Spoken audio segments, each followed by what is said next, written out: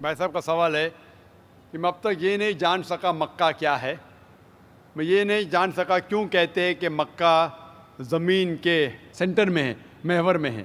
मैं ये नहीं जान सका कि मक्का क्या चीज़ है। भाई साहब, मक्का जिस तरीके से कुरान मजीद में ज़िक्र आता है सूरह इमरान में सूरह नंबर 3 आयत नंबर 96 में कि मक्का वो जगह है जो सबसे पहले इबादत के लिए बनाई गई, सबसे पहले इबादत की जगह बनाई गई वो है मक्का। और कुरान मजीद में लिखा है सूरह इसरा में चैप्टर नंबर 17 आयत नंबर 1 में कि इसके इर्द गिर्द अमन है और मक्का को कहा गया है दारुल अमन। और जहाँ तक के सेंटर का सवाल है, आप जब वर्ल्ड मैप देखेंगे, आप स्कूल में पढ़े होंगे वर्ल्ड मैप आप खोलेंगे तो आप देखेंगे कि नॉर्थ पोल ऊपर है, साउथ पोल नीचे है, वेस्ट के तरफ है अमेरिका, ईस्ट के तरफ आप देखेंगे जापान, सऊदी अरेबिया जो है सेंटर में, और मक्का जो है, जो सिटी मक्का है वो डॉट आप देखेंगे ऊपर और नीचे भी सेंटर में, लेफ्ट एंड राइट में भी सेंटर में। तो इसीलिए वर्ल्ड मैप आप देखेंगे तो मक्का इज इन द सेंटर, मतलब महवर है। So that is one of the meanings. But real है क्या वो दारुल अमन है और वो अमन की जगह है और वो पहली इबादत के लिए जगह बनाई गई। अल्लाह सुब्हानहू व तआला फरमाते हैं कुरान मजीद में, I see the people's means like the bhakt of Allah. They pierce their body and their means they do rally out on the road. What is it actually? भाई साहब ने सवाल किया कि हम देखते हैं कि मुसलमान लोग अपने जिस्म को मारते हैं और खून करते हैं, क्या है? कुरान मजीद में कहा भी नहीं लिखा है कि मुसलमान should pierce the body. Quran Majeed में कहा नहीं लिखा है कि अपने जिस्म को मारना चाहिए। जहाँ तक कि सही हदीस है, सही हदीस में अल्लाह के फरमाते अगर इंतकाल होता है आपके घर वाले का या कोई नुकसान होता है, मैक्सिमम आप 3 दिन तक शोक मना सकते हैं, 3 दिन से ज़्यादा नहीं, क्योंकि किसी का भी इंतकाल होता है वो अल्लाह की तरफ से है। तो इंतकाल होने के बाद भी, मौत के बाद भी अगर आपको शोक मनाना है, अगर आपको you want to wail and cry, maximum 3 days. तो ये कुरान और हदीस के मुताबिक नहीं है और कोई भी करता है तो कुरान के खिलाफ करता है। Hope the answer the question. Mike number 1 से सवाल भाई। My name is Abhinav Kumar and I am a marketing manager. I want to ask you a question that why God has created this universe, us, and if God is one, then why He started with so many religions and coming to a point and contradicting itself in past, now saying that all these things which are in past, like you have said Bhagavad Gita, Ved or Bible or anything, they are not for this time. If I am seeing the scenario in the present scenario, I am thinking that any religion needs to grow up. Anyone, either it is Hinduism, either it is Christianity, either it is Muslim, any religion, Islam, and why God is contradicting itself by saying those things or saying those things in those scriptures. भाई साहब का पहला सवाल कि खुदा ने, ईश्वर ने हमें क्यों बनाया। दूसरा सवाल कि खुदा ने इतने मुख्तलिफ मज़ाहिब क्यों बनाए, वाई सो मेनी रिलीजन्स। और तीसरा सवाल, खुदा कॉन्ट्रडिक्ट क्यों करता है, खुदा इख्तिलाफ क्यों करता है, पहले ये पहले वो, फिर भगवद गीता में, फिर कुरान में, क्यों ऐसा कॉन्ट्रडिक्शन है। 3 सवाल बराबर। पहला सवाल कि खुदा ने हमें क्यों बनाया है, इसके ऊपर पूरी तकरीर किया हूँ मैं। Purpose of creation, purpose of creation पूरी तकरीर है मेरी 1.5-2 घंटे की, सवाल जवाब के साथ 3-3.5 घंटे की, वक्त नहीं है, लेकिन मेन पॉइंट कहूँगा। अल्लाह ताला फरमाते हैं सूरह मुल्क में, सूरह नंबर 67 वर्स नंबर 2 में, अल्लज़ी खलक़ल मौत वल हयाता, कि अल्लाह सुब्हानहू व तआला ने मौत और ज़िंदगी बनाई ताकि वो ये जान सके आप लोग में से कौन अच्छा है, to test which of you is good in deeds. Allah सुब्हानहू व तआला कि कई मखलूक़ात है, सबसे बेहतरीन मखलूक़ है इंसान। बाकी जितने मखलूक़ात है वो मुस्लिम है, वो ऑलरेडी अल्लाह सुब्हानहू व तआला का कहना मानते हैं। अभी जो इंसान हैं उनको इजाज़त दी गई है, फ्री विल दी गई है कि वो अल्लाह की बात माने या ना माने। Almighty God has given us the free will. Free will दिया गया है कि आप चाहो तो अल्लाह की बात मानो, चाहो तो न मानो। ये फ्री विल देने के बाद अल्लाह सुब्हानहू व तआला नाजिल किया है कि इस दुनिया का टेस्ट क्या है, द रूल्स एंड रेगुलेशंस। इस दुनिया में इंसान को किस तरीके से जीना, ये लिखा गया कुरान मजीद में। अगर आप अल्लाह के अहकामात के मुताबिक चलते हैं तो आप सफलता पाएंगे और इंशाअल्लाह जन्नत में जाएंगे। अगर अहकामात के मुताबिक नहीं चलेंगे तो आप इस एग्जामिनेशन में फेल होंगे और फिर जन्नत में नहीं जाएंगे, दोज़ख में जाएंगे। So this life is the test for the hereafter. ये ज़िंदगी आखिरत के लिए इम्तिहान है। मैं आपसे पूछूंगा कि आप कॉलेज क्यों जाते, तो आप बोलेंगे ग्रेजुएट बनने के लिए। अब मेडिकल कॉलेज क्यों जाते, तो आप बोलेंगे डॉक्टर बनने के लिए। तो हम ये दुनिया में आए टेस्ट पास करने के लिए, क्योंकि इस दुनिया में आने के पहले सूरह आराफ सूरह नंबर 7 आयत नंबर 172 में लिखा है कि अल्लाह सुब्हानहू व तआला ने सारी इंसानियत को, आदम से अब तक सारी इंसानियत को फ्रॉम द लॉइन्स ऑफ एडम खड़ा किया, पूछा कि कौन है इबादत के लायक, और सब ने कहा सिर्फ एक अल्लाह सुब्हानहू व तआला। फिर अल्लाह ताला ने पूछा कि कौन ये टेस्ट करना चाहता है, तो इंसान हम बेवकूफ़ थे जो ये टेस्ट करने के लिए आए, क्योंकि बाकी लोग जो पत्थर, पहाड़, जानवर, ये सब मुस्लिम हैं, पर उनके पास चॉइस नहीं है। अगर आपके पास चॉइस नहीं है, एक फरिश्ते के पास चॉइस नहीं, जो भी अल्लाह कहते वो उनकी बात मानते। लेकिन हमको चॉइस देने के बाद अगर हम अल्लाह की बात माने तो हम फरिश्ते के ऊपर हो जाएंगे, अगर नहीं मानेंगे तो फरिश्ते के नीचे शैतान के साथ होंगे। तो हमने बोले नहीं, हमको तो फर्स्ट क्लास फर्स्ट आना है, तो आ गए हम वहाँ पर, हम इस दुनिया में, ठीक है। तो ये टेस्ट है, और इंसान सबसे अच्छी मखलूक, the best creation of almighty God. तो this life is the test for the hereafter. और अल्लाह ताला फरमाते हैं सूरह दारियात में सूरह नंबर 51 आयत नंबर 56, वमा खलक़तुल जिन्ना वल इंसा इल्ला लियअबुदून, कि हमने जिन और इंसान को नहीं बनाया सिर्फ अल्लाह की इबादत करने के लिए, और इबादत के लिए अल्लाह की बात मानना ज़रूरी है। So this life is the test for the hereafter. ये जो ज़िंदगी है आखिरत के लिए हमारे लिए इम्तिहान है। आपका सवाल नंबर 2 कि अल्लाह ने मुख्तलिफ मज़ाहिब क्यों बनाए। अल्लाह ने सिर्फ एक ही मज़हब बनाया है, एक ही दीन, जिसका नाम कुरान में है सूरह अल इमरान सूरह नंबर 3 आयत नंबर 19 में, इन्नद्दीन इंदल्लाहिल इस्लाम, the only religion acceptable in the sight of Allah is Islam. सिर्फ एक ही दीन जो अल्लाह के नज़दीक सही है वो इस्लाम। इस्लाम के मानी है अमन, पीस। इस्लाम के मानी है to submit your will to God, खुद अपने ख्वाहिश से अल्लाह के अहकामात के मुताबिक ज़िंदगी को बसर करना। इस्लाम का मतलब ये नहीं कि मोहम्मद सुल्तान जाकिर, इस्लाम मतलब अल्लाह के अहकामात पे अमल करना और अमन हासिल करना। तो जितने पैगंबर आए सिर्फ इस्लाम सिखाए। मज़हब एक ही है लेकिन मज़हब का पैगाम बदला गया।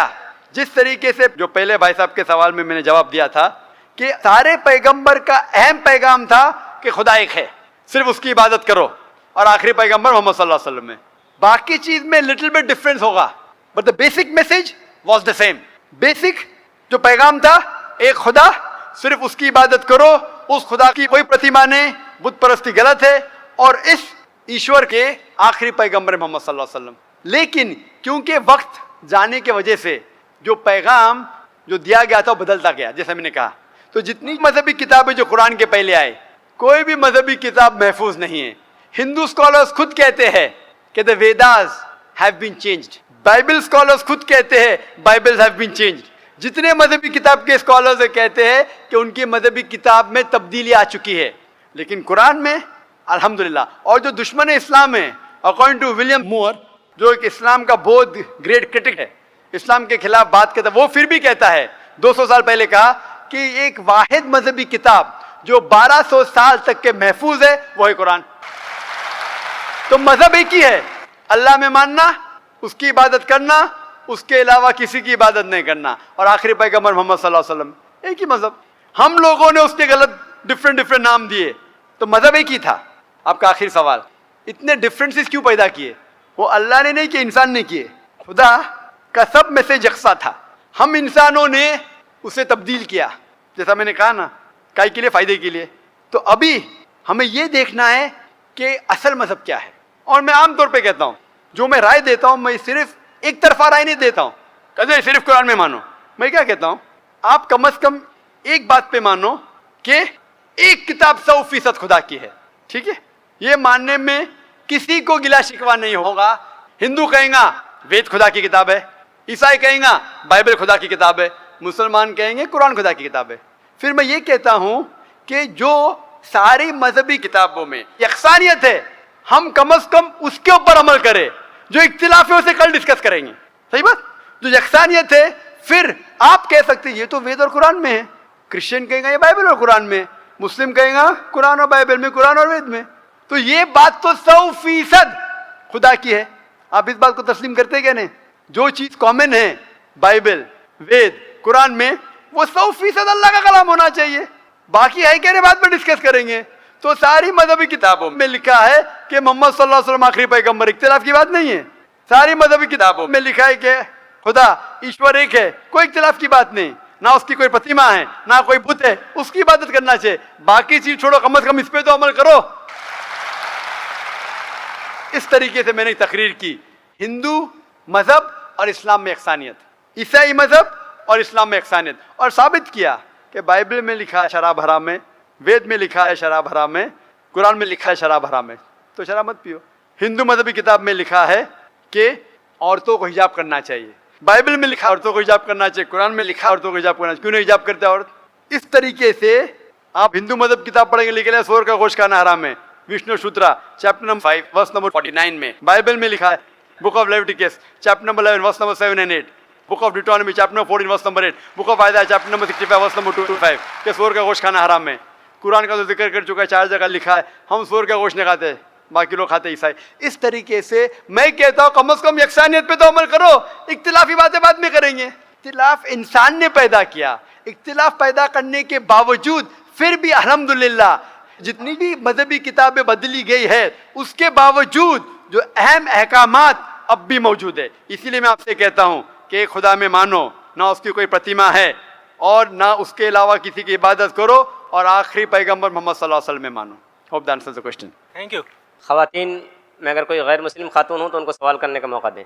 नमस्ते, मैं जया बोराड़े, साउथ इंडियन। मैं वीटी में काम करती हूँ, काउंटिंग में। मेरा सवाल ये है, मुस्लिम कास्ट में नबियों को भेजते हैं कि हिंदू, मुस्लिम, सिख, ईसाई सब एक है, तो पंडित लोग को भी अल्लाह ताला ने भेजा है कि सब कास्ट एक ही है, तो वो एक भी बार हम लोगों को बोलते नहीं है कि सब एक ही है, वो सिर्फ अपना ही बोलते हैं, ऐसा क्यों? बहन ने सवाल किया है कि मुस्लिम मज़हब में कहते हैं कि हिंदू मुस्लिम सब एक है, लेकिन हमारे पंडित ऐसा नहीं कहते, क्यों? अगर कुरान पढ़ेंगे तो जैसा मैंने कहा कि मज़हब अल्लाह के नज़दीक एक ही है, इस्लाम और कोई नहीं। इस्लाम मतलब अमन हासिल करना, अपनी ख्वाहिशें अल्लाह के अहकामात के मुताबिक। लेकिन कुरान मजीद में लिखा है सूरह हुजुरात में, सूरह नंबर 49 चैप्टर 49 वर्स नंबर 13, या अय्युहन नासु इन्ना खलकनाकुम मिन ज़करिन व उन्सा व जअलनाकुम शुअबन व क़बाइला लिताअरफू इन्न अक्रमकुम इंदल्लाहि अत्क़ाकुम इन्नल्लाह अलीमुन खबीर, कि ए इंसानों, हमने तुम्हें बनाया है एक पैर से, एक जोड़े से, आदमी और औरत के जोड़े से, और आपको तकसीम किया है कबाइल में, ताकि आप एक दूसरे को पहचान सके, ना कि आप एक दूसरे से नफरत करें। और सबसे बेहतरीन इंसान वो है जो तकवा रखता है। तो सारे मजहब के लोग एक नहीं है, सारे इंसान एक है। एक इंसान दूसरे इंसान से ऊंचा दौलत के वजह से नहीं है, जिन्स के वजह से नहीं है, उम्र के वजह से नहीं है, पैसे के वजह से नहीं है, लेकिन है तकवा के वजह से। तकवा मतलब पायटी, राइचियसनेस, जिसको अल्लाह सुब्हाना व ताला का ज़्यादा खौफ है, जो अल्लाह से ज़्यादा करीब है, वो इंसान ऊंचा इंसान है।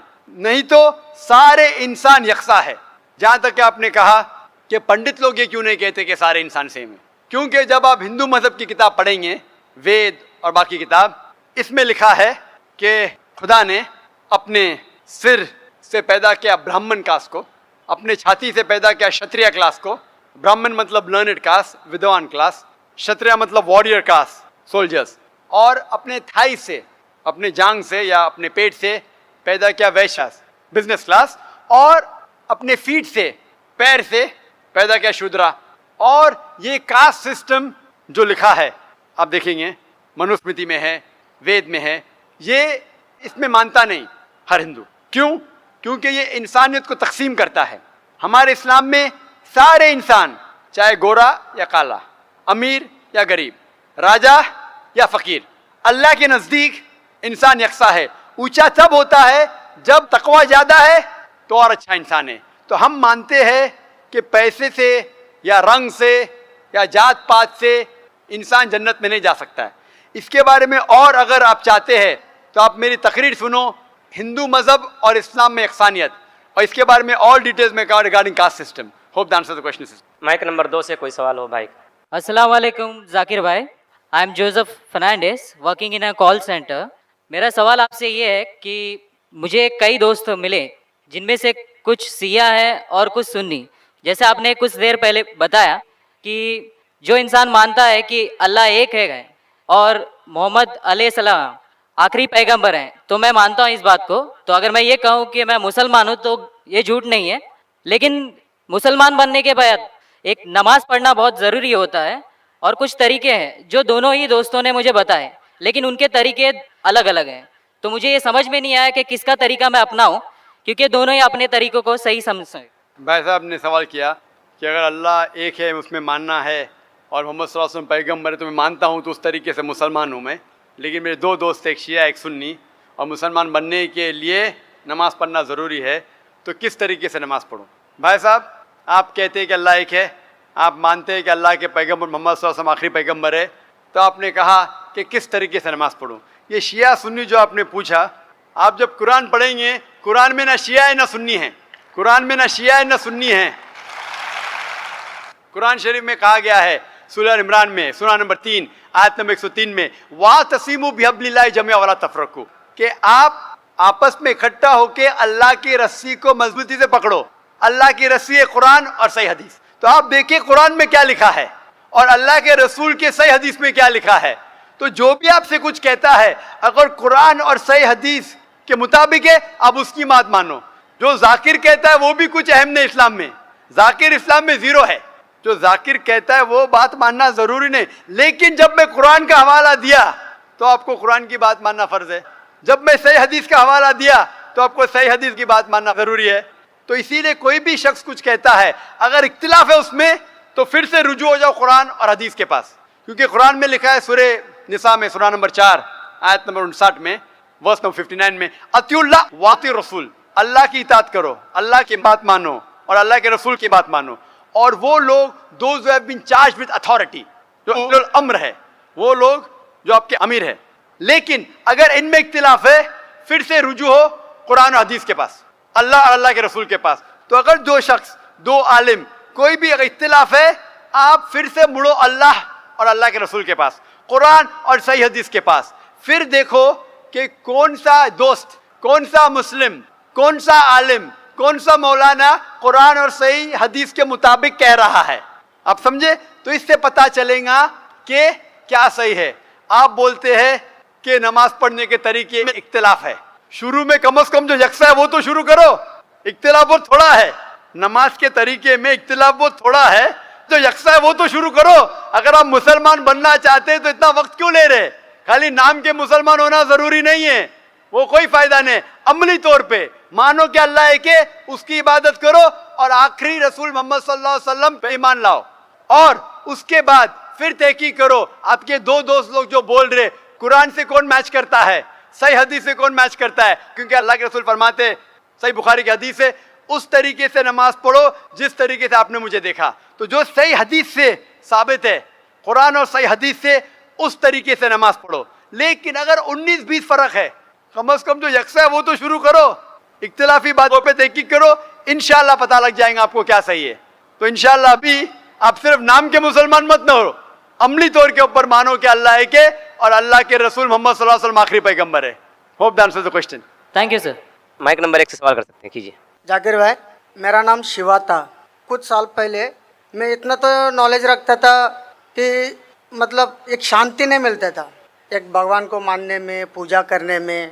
हमारी तमिलनाडु में, मैं एक मद्रासी हूँ, हमारे तमिलनाडु में बोलते हैं बालाजी अमीर भगवान है और कार्तिक गरीब भगवान है। तो इससे मैं सहमत नहीं था। मैं बोलता था जब हम इंसानों में हो सकता है, भगवानों में नहीं हो सकता है। फिर भी मेरा दिल नहीं माना। जब मैं भागा भागा फिरता था, फिर अचानक मेरे को ना क्रिश्चियन दोस्त लोग मिले। फिर उन लोगों के साथ मैं प्रेयर करने के लिए जाता था। फिर प्रेयर में जाता था, प्रेयर करता था, बहुत आनंद लगा, अच्छा लगा। फिर बाइबल मैं खुद पढ़ने लगा। उसमें भी बहुत जगह में बयान नहीं होता कि भाई दिल नहीं मानता है। ईसा अलैहिस्सलाम बोलते मानता है नहीं कि वो खुदा है। फिर मैं साथ ही हमारे मोहल्ले में मुसलमान दोस्त लोग भी है। फिर उन लोग एक आयत पढ़ के मेरे को तर्जुमा बताया, कुल वल्लाहु अहद अल्लाहु समद लम यलिद वलम यूलद वलम यकुन लहू कुफुवन अहद। भाई का सवाल है कि वो चाहते हैं कि मस्जिद बनाने के लिए अपनी ज़मीन दे ईदगाह के लिए, और मुसलमान कहते हैं कि हम गैर मुसलमान की मदद नहीं लेते। क्यों? क्या इंसान भाई नहीं है? भाई साहब, गैर मुसलमान की मदद लेना इस्लाम में हराम नहीं है, लेकिन कुछ शराइत है कुछ चीज़ों के लिए। मिसाल के तौर पे मस्जिद बनाने के लिए कुछ शर्त है। मस्जिद बनाने के लिए एक मुसलमान अपनी ज़कात का पैसा भी नहीं दे सकता है। ज़कात एक मुसलमान के लिए फ़र्ज़ है कि वो 2.5% अपनी बचत का, हर कमरी साल वो 2.5% अपनी बचत का जो निसाब के ऊपर है, 85 ग्राम सोने के ऊपर है, उसे ज़कात देना चाहिए।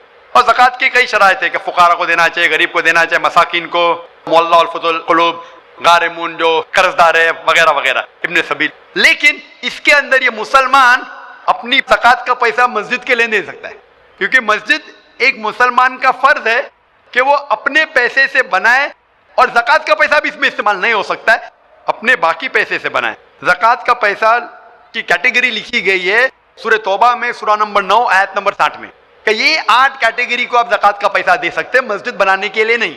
क्योंकि मस्जिद एक फर्ज है, मुसलमान खुद अपने पैसे से, ना के ज़कात से, अपने बाकी पैसे से जो सदका हो या बाकी पैसे से, ना के जो गरीबों के लिए जो पैसा महफूज है, जो 8 कैटेगरी है उसके लिए महफूज है, वो पैसे में से आप मस्जिद बनाने के लिए दे सकते हैं। ये एक शर्त है। उसी तरीके से शर्त है कुरान मजीद की कि मस्जिद की देखभाल सिर्फ वो लोग करना चाहिए जो इस पे ईमान लाते हैं, जो इस बात में मानते हैं, जो ईमान लाते हैं और जो मानते हैं, और अपने अच्छे अपने पैसे से।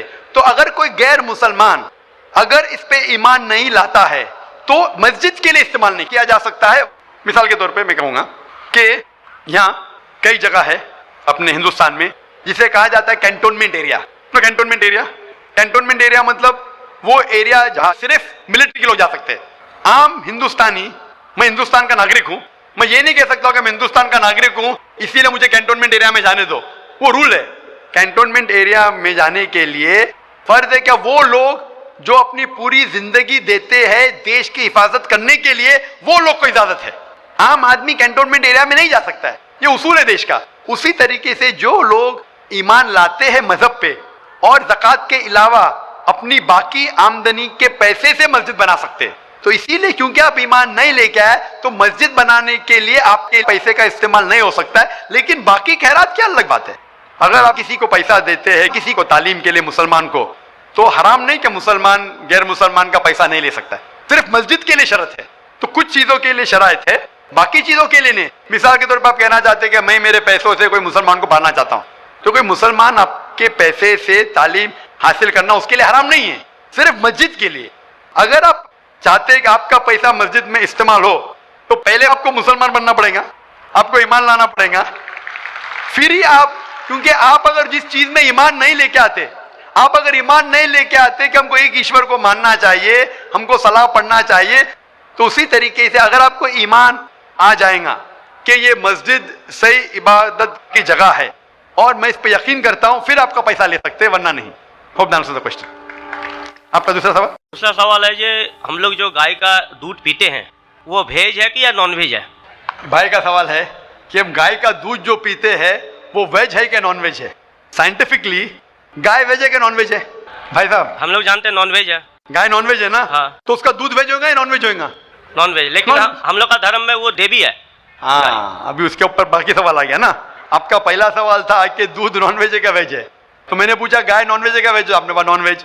तो दूध भी नॉनवेज होगा। तो साइंटिफिकली दूध नॉनवेज है, लेकिन क्योंकि दूध के बिना आपकी जिंदगी नहीं गुजर सकती है तो दूध को लोग ने वेज कर दिया। आप समझे ना, दूध के बिना जिंदगी गुजरना मुश्किल है तो दूध को वेजिटेरियन कह दिया। तो मेरे तकरीर में जो मुनाजरा हुआ था मेरा एक जैन के साथ कि गोश्त खाना इंसान के लिए हराम है कि हलाल है। हम भी जैन हैं। मालूम है आपका नाम जैन है। तो एक मुनाजरा हुआ था with the president of the Indian vegetarian congress mister Rashmi bhai Zaveri, वो प्रेसिडेंट थे। तो एक मुनाजरा हुआ कि गोश्त खाना इंसानों के लिए हराम है कि हलाल है। और मुनाजरे में मैंने साबित किया कि गोश्त खाना इंसान के लिए हराम नहीं, अच्छा है, साबित किया।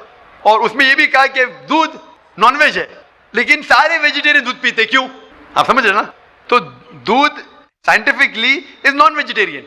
आपने कहा क्या है, हमारी देवी है। आप अगर पढ़ेंगे, जैसा मैंने कहा कि न तस् प्रतिमास्ति, उस ईश्वर की कोई प्रतिमा नहीं, कोई अक्स नहीं। आप समझे ना, कोई अक्स नहीं, कोई पिक्चर नहीं, कोई पेंटिंग नहीं, कोई फोटोग्राफ नहीं। तो ये वेद के मुताबिक ये गलत हो जाता है। आप समझे ना। लेकिन फिर भी मैं जानता हूं कि कई किताबों में, क्योंकि हिंदू किताबें दो किस्म की है, श्रुति और स्मृति। श्रुति वो किताब जो भगवान की तरफ से आए, वेद और उपनिषद। स्मृति वो किताब जो इंसानों ने लिखी है। तो श्रुति होती जो ईश्वर की तरफ से है, और एक होती है स्मृति जो इंसानों ने लिखी है। तो मैं जानता हूं कि कई हिंदू मजहबी किताबों में, खुसूसन स्मृति में, ऐसी चीजें लिखी है जो श्रुति के खिलाफ है। ये आप देखेंगे, गाय आपकी देवी है, वो आप वेद में नहीं पाएंगे, आप नीचे वाली किताब में पाएंगे। तो जब भी कोई ऊंची या नीचे किताब में टकराव हो तो हमें मानना चाहिए ऊंची किताब। कुरान इस्लाम की सबसे ऊंची किताब है। कुरान से कोई भी किताब टकराई तो हमें कुरान में मानना चाहिए, उस किताब में नहीं। आप समझे ना। तो इसी तरीके से अगर आप वेद में पढ़ेंगे, वेद में लिखा है कि खुदा का कोई अक्स नहीं, तो अगर वो मानेंगे तो हमें मानना पड़ेगा कि खुदा का कोई रूप नहीं। तो ये कहना कि गाय देवी है, ये कई पंडित कहते हैं कि हम जानते हैं कि खुदा एक है, हम जानते हैं ईश्वर एक है, लेकिन हमें कंसंट्रेशन के लिए हमें बहुत बार मूर्ति का सहारा लेना पड़ता है। पंडित लोग से मैं बात करता हूँ कि आपकी किताबों में साफ लिखा है कि भगवान एक है, ना उसका कोई अक्स है, ना कोई मूर्ति है, ना कोई पेंटिंग है, ना कोई पिक्चर है। तो वो कहते हैं हम मानते हैं ये बात पे, लेकिन क्या कॉन्सेंट्रेट करने के लिए पहले शुरुआत में हमें अक्स की जरूरत होती है, एक मूर्ति की। जब हम हायर कॉन्शियसनेस पे पहुंच जाते उस वक्त हमें जरूरत नहीं पड़ती। तो मैं उनसे कहता हूं मुसलमान हायर कॉन्शियसनेस पे पहुंच गए, हमें कोई अक्स की जरूरत नहीं, हम ईश्वर को डायरेक्ट मानते हैं, डायरेक्ट इबादत करते हैं। तो इसी तरीके से कभी भी टकराव होता है मजहबी किताबों के अंदर तो ऊंची किताब को मानना चाहिए नीची किताब के बनिस्बत। तो ऊंची किताब में लिखा है कि ईश्वर का कोई अक्स नहीं है, आप समझे ना। फिर भी आप देखेंगे लोग अपनी मजहबी किताब को नहीं मानते। तो मेरा यही कहना है लोगों से, चाहे मुसलमान हो, जैसा मैंने कहा कि कुरान को समझ के पढ़ो। मैं कहता हूं हिंदुओं से कि आप भी वेद को समझ के पढ़ो। मैं कहता हूं इंडियन गवर्नमेंट से कि संस्कृत कम से कम हिंदुओं के लिए फर्ज करो, तो हिंदू कम से कम संस्कृत पढ़ सकेंगे, अपने मजहब के करीब आएंगे और हिंदू मुस्लिम भी करीब हो जाएंगे। क्योंकि संस्कृत पढ़ेंगे तो आपको पता चलेगा कि आपकी किताब में क्या लिखा है। तो कोई भी पंडित आपको घुमाएगा नहीं, फिर पंडित घुमाएगा तो बोलेंगे तो हवाला दो कहिए। आप समझे ना। बहुत से हिंदू मेरे जो सुनते मुझे अपने पंडित से पूछते गए मुसलमान है जो ऐसा करता है, बोलते अरे अरे वो मुसलमान को सुनो मत। अरे क्यों नहीं सुनो भाई, मैं अगर हवाला गलत दे रहा हूं तो आप आके पूछ सकते मुझे कि आपने जो हवाला दिया वेद का गलत है। मैं इंसान हूं, गलती कर सकता हूं, आप समझे ना। तो मैं कहता हूं हिंदुओं से कि आप संस्कृत जानो, अपनी वेद पढ़ो, ताला विला कलिमतिन सवाइन बैना बैनकुम। आओ हम उस बात की तरफ जहां पर हम यकसा है, यकसानियत की तरफ आएंगे तो हिंदू मुसलमान एक हो जाएंगे। Hope the answer the question. हजरात, सबसे पहले मैं आपको आदाब अर्ज करना चाहूँगा और किशनगंज की धरती पे आप जो पधारे हैं, तशरीफ़ लाए हैं, इसके लिए मैं आपको तहे दिल से धन्यवाद देना चाहता हूँ। मेरा नाम जितेंद्र है और मैं पीस टीवी बराबर देखता हूँ और बराबर आपकी तकरीर मैंने सुनी है, लेकिन सवाल करने का आज मौका मुझे मिला है। मुझे तो यूँ लग रहा था कि इन सवालों के जलजले में मैं कहीं अपना असली सवाल ना भूल जाऊँ, मगर खुदा का शुक्र है मुझे अपना सवाल याद है और बखूबी याद है। मैं आपसे गुजारिश करूँगा, आपने अभी कई बातों में हिंदू और मुसलमान को एक करने की कोशिश की, मैं इसे बहुत अच्छी बात कहूँगा, बहुत आपने, मैं सराहूँगा इस बात को। लेकिन मेरा एक सवाल है, जहनी सवाल है ये कि हमारे, मैं जैन हूँ वैसे, broadly we are Hindu, so there is a question कि हम हिंदुओं में किसी को परेशान करना या किसी की हत्या करना मने गलत कहा गया है। ये मजहब इसकी इजाज़त नहीं देता। और जहाँ तक इस्लाम से मेरा ताल्लुक़ है और इस्लाम की मुझे जो तालीम है और जानकारी है, उनके अनुसार बेगुनाहों का कत्ल इस्लाम में भी वर्जित है। इस्लाम कहीं भी किसी भी सूरत में बेगुनाहों को कत्ल करने की इजाज़त नहीं देता। अगर आप मेरे सवाल का बखूबी और मेरे जहन में जचने वाला सवाल है ये जवाब दे दें तो मैं भी आपका मुरीद बन जाऊंगा। यूँ तो मुरीद हूँ ही, लेकिन फिर मुरीद बन जाऊंगा कि इंसानों को इंसानों को सबसे ऊंची श्रेणी में रखा गया है जहाँ तक मैं जानता हूँ। और मैं जब करीब अपने कई मुसलमान इंटेलेक्चुअल्स दोस्तों से सवाल करता हूँ कि सब कुछ मिलता है मगर आप बलि क्यों देते हैं, आप वध क्यों करते हैं, तो उन्होंने कहा कि ये चीज़ें मुसलमानों को इस्तेमाल के लिए दी गई है। मैं इस पर क्लियरिफिकेशन चाहूँगा डॉक्टर साहब का, आपका क्लियरिफिकेशन चाहूँगा। मैं इस सवाल का जवाब चाहूँगा आपसे। वालेकुम अस्सलाम भाई साहब, आप पे सलामती हो। वैसे में सवाल किया है कि वो पीस टीवी माशाल्लाह काफ़ी वक्त से देख रहे और वो कहते हैं कि हर मज़हब में कहा गया है कि कत्ल करना, इंसान की जान लेना गलत है, हराम है। हिंदू मज़हब में कहा गया है और इस्लाम में भी जैसे उनकी जानकारी सही है कि बेगुनाह का कत्ल करना हराम है। वो ये पूछते हैं कि बलि कहाँ तक सही है। बलि का मतलब मैं आपसे पूछना चाहता हूँ कि आप ये पूछना चाहते हैं मतलब जैसे हम लोग कुर्बानी के टाइम में, मेरा यही सवाल है, जाती सवाल यही है मेरा। अगर इस सवाल का जवाब देंगे तो मैं तो आपका मुरीद हूँ, लेकिन फिर से और पक्का मुरीद बन जाऊंगा। भाई साहब ने कहा कि आप लोग कुर्बानी क्यों देते हैं, और ये कुर्बानी का जो सवाल है कि हम ईद उल ज़ुहा बकरी ईद में कुर्बानी क्यों देते हैं।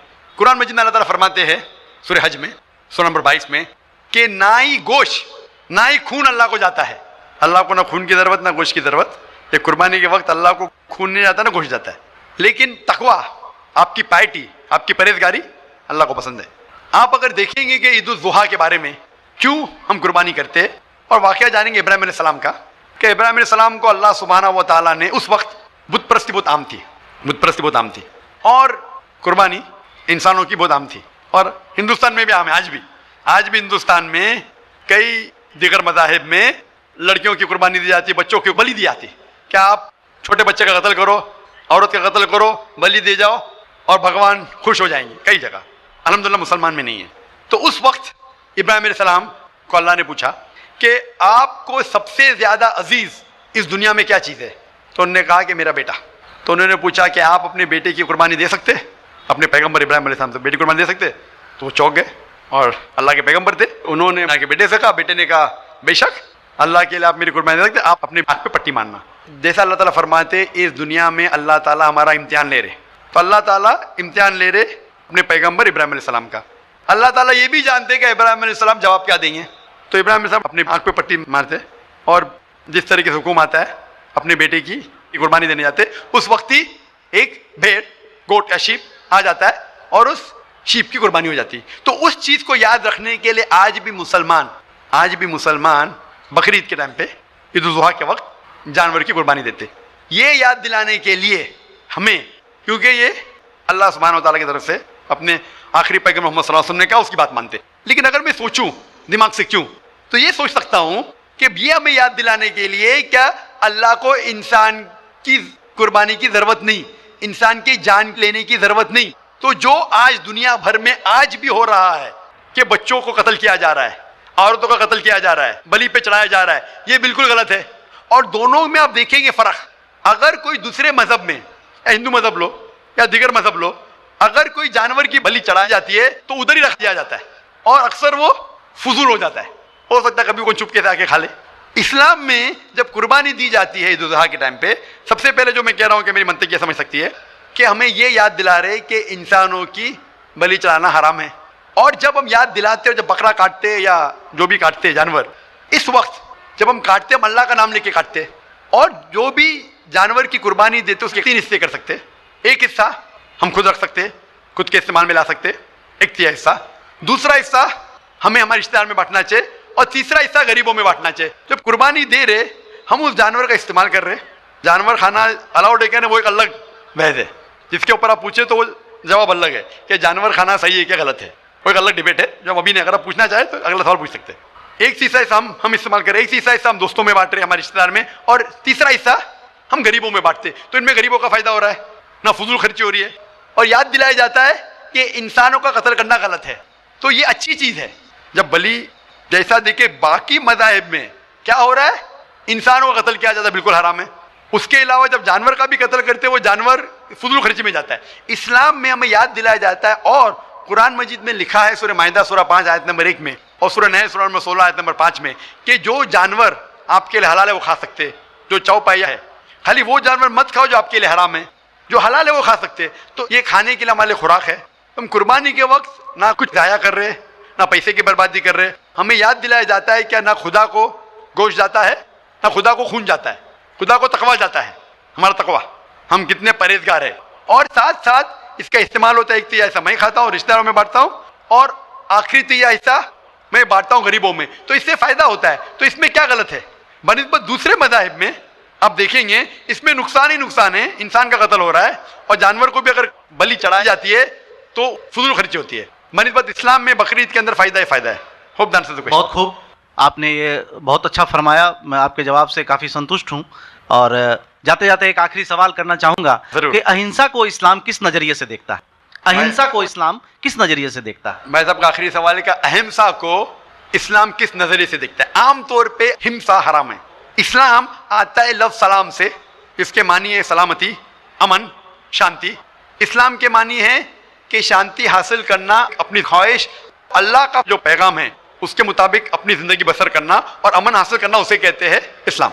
हिंसा आमतौर पे हराम है, लेकिन अगर मिसाल के तौर पे हम देखते हैं हर देश में कानून है कि चोरी मत करो, किसी का कत्ल मत करो, लेकिन कानून के अलावा पुलिस भी है कि अगर कोई कानून को फॉलो नहीं करता है, कोई चोरी करेगा तो पुलिस उस वक्त जबरदस्ती कर सकती है, पुलिस फोर्स का इस्तेमाल कर सकती है, पुलिस कभी कभी हथियार का इस्तेमाल करती है अमन और शांति बरकरार रखने के लिए देश में।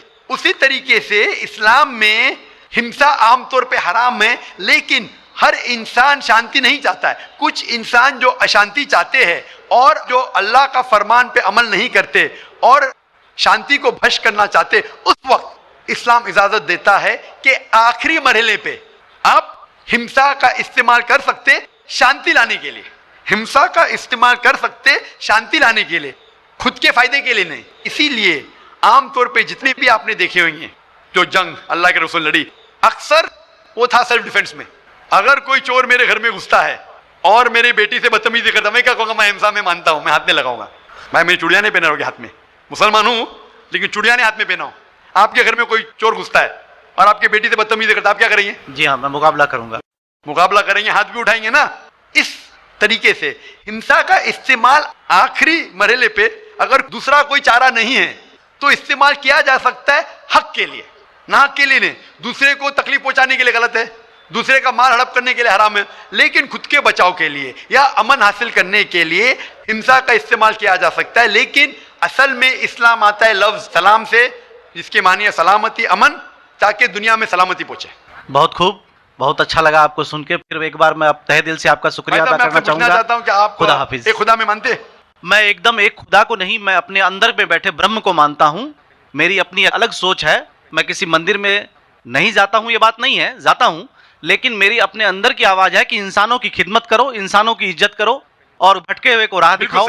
मेरा भी यही है। और मैं किसी इंसान में, हिंदू हो चाहे मुसलमान, मैं इस खुले मन से आगाज करता हूँ। मैं किसी से भी भेदभाव ना आज तक किया है, न कभी जिंदगी में करूंगा। मेरे लिए इंसान जो पैदा किया है वो ऊपर वाले ने, वो सभी एक है और एक आपने फरमाया कि इंसान की खिदमत करना चाहिए, इंसान की मदद करना चाहिए, लेकिन मैं ये पूछना चाहता हूँ कि आप एक खुदा में मानते हैं? आपने कहा, मैं ये पूछना चाहता हूँ, आपने तकरीर सुनी मेरी पीस टीवी पे, आप मानते हैं कि मोहम्मद सल्लल्लाहु अलैहि वसल्लम आखिरी पैगंबर है? नहीं, मैं इस बहस में नहीं पढ़ना चाहता, मैं इस बहस में नहीं पढ़ना चाहता, लेकिन मैं इतना जानता हूं कि हमारा खुदा एक है और एक ही ताकत है जो पूरे सभी संसार को, पूरे यूनिवर्स को, पूरी बात तो बहुत कहने की है, लेकिन ये समय और वक्त का तकाजा है। बिल्कुल, समय का तकाजा होने की वजह से मैं आखिरी चीज कहूंगा आपसे भाई साहब कि आपने पीस टीवी पे इतने तकरीर सुने, आप कहते हैं कि भगवान एक है, मैं उसमें मानता हूं, लेकिन यही भगवान ने चाहे बाइबल में हो, चाहे वेद में हो, चाहे कुरान में हो, सारी धार्मिक किताबों में कहा गया है कि आखिरी आने वाले पैगंबर मोहम्मद सल्लल्लाहु अलैहि वसल्लम में, और उसमें मानना चाहिए। तो मेरी आपसे ये दरखास्त है कि आप इतने अच्छे इंसान है माशाल्लाह, एक आखिरी मेरी ख्वाहिश है कि आप इंशाल्लाह इस पर तहकीक करो,